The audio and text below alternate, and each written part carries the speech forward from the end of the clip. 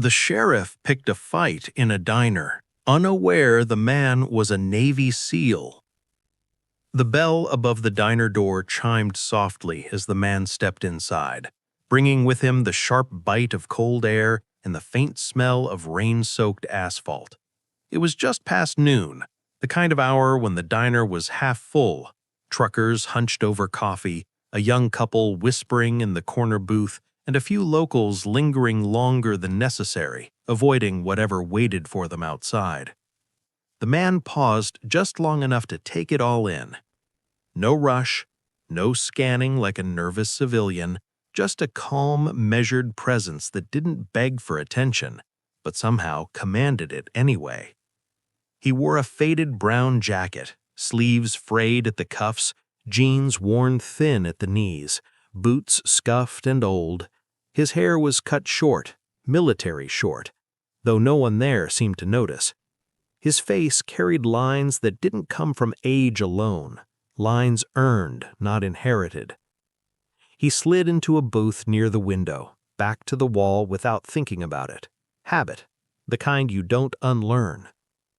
The waitress appeared with a coffee pot before he even asked. She poured silently, eyes flicking to the faint scar running from his temple down toward his jaw. It wasn't dramatic, just precise. "Menu?" she asked. He nodded. "Just eggs. Black coffee's fine." She smiled politely and walked away. Across the diner, the door slammed open again, louder this time. Conversation dipped, chairs scraped. The sheriff entered like he owned the building. Big man, broad shoulders straining against a tan uniform shirt, badge catching the light as he moved. His duty belt creaked with every step, gun resting heavy on his hip like a reminder rather than a tool. The kind of man used to rooms adjusting themselves around him. Two deputies followed, laughing about something that didn't seem funny to anyone else. The sheriff's eyes swept the diner and stopped, lingering, on the man by the window. Something about him didn't sit right. The sheriff tilted his head slightly, studying the way the man sat. Too straight, too still. No phone, no fidgeting, eyes calm but alert, tracking reflections in the glass more than the room itself. He smirked. "Well, I'll be damned," the sheriff said loudly, making sure the entire diner heard him. "Looks like we got ourselves a drifter." A few nervous chuckles. The waitress froze mid-step. The man didn't react, didn't look up, just lifted his coffee, took a slow sip. That annoyed the sheriff more than if he'd flinched. The sheriff stepped closer. "Hey, you hear me?" Still nothing. One of the deputies snorted. "Maybe he's deaf, boss." The sheriff knocked his knuckles against the edge of the booth, hard enough to rattle the silverware. "I said, you hear me!" The man finally looked up. Steel gray eyes met the sheriff's. No fear, no anger, just assessment. "Yes," the man said, quietly. The sheriff smiled, but it didn't reach his eyes. "Good, then you won't mind answering a few questions." "I do mind, but I won't stop you from asking." That earned a laugh from one of the deputies. The sheriff leaned in closer, invading the man's space. "Funny guy. You passing through or you planning on loitering all day?" "Eating, paying, leaving." The sheriff glanced at the empty plate space. "You don't look like you can afford it." The diner went quiet now. Even the grill hiss seemed louder. The man set his cup down gently. "That's your opinion." The sheriff's jaw tightened. "In this town, my opinion's what matters." The man nodded once. "That's unfortunate." That did it. The sheriff straightened up. "You got any ID on you?" "Yes." "Then let's see it." "No." The deputies stiffened. One reached instinctively toward his belt. The sheriff chuckled darkly. "You sure you want to say no to me?" The man held the sheriff's gaze. "I'm sure." For a moment, no one breathed. The sheriff leaned down again, his voice now low. "You got a death wish, old man?" His expression didn't change, but something behind his eyes did. A door closing, a switch flipping. "I've already had one," he said softly. "Didn't take." That line hit wrong. Even the deputies shifted uneasily. The sheriff scoffed. "You threatening me?" "No," the man said. "I'm warning you." The sheriff laughed loudly, throwing his head back. "Hear that, boys? The bum's warning me." He turned back to the man. "You got about 5 seconds to show me some respect."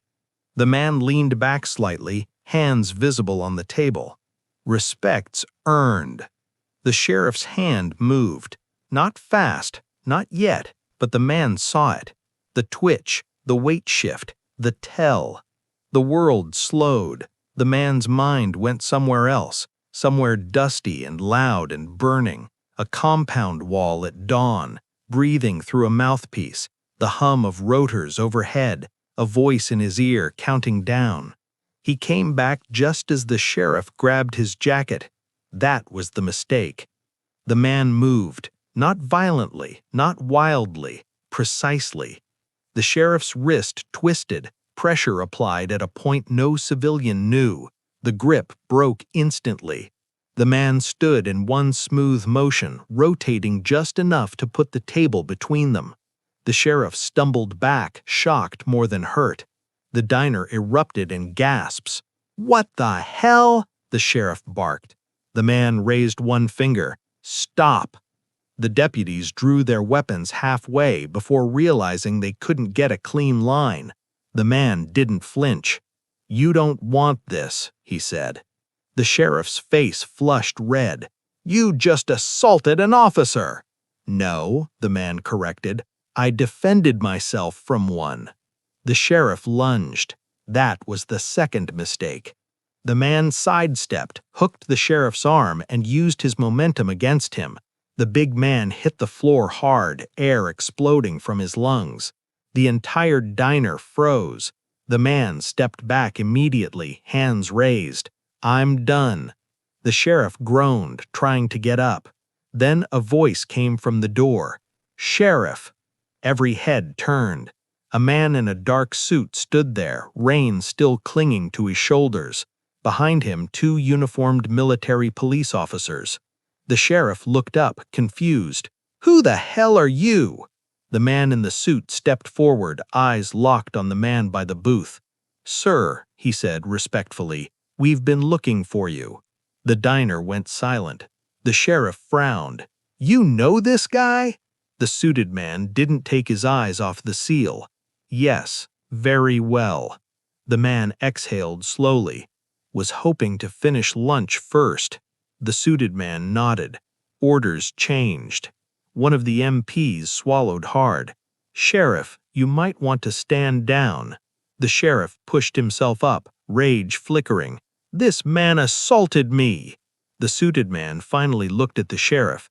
"That man is a retired Navy SEAL, 24 years active duty, multiple classified operations, and the last person you want to put your hands on." The room felt smaller. The sheriff's mouth opened, closed. The man picked up his jacket calmly. "I warned you." The suited man turned to the room. "Ladies and gentlemen, thank you for your patience." The man paused at the door, glancing back once. "You should choose your fights better." Then he was gone. If you stayed till the end, you already know. Never judge the quiet man in the corner. This is History Time, where untold stories finally get heard.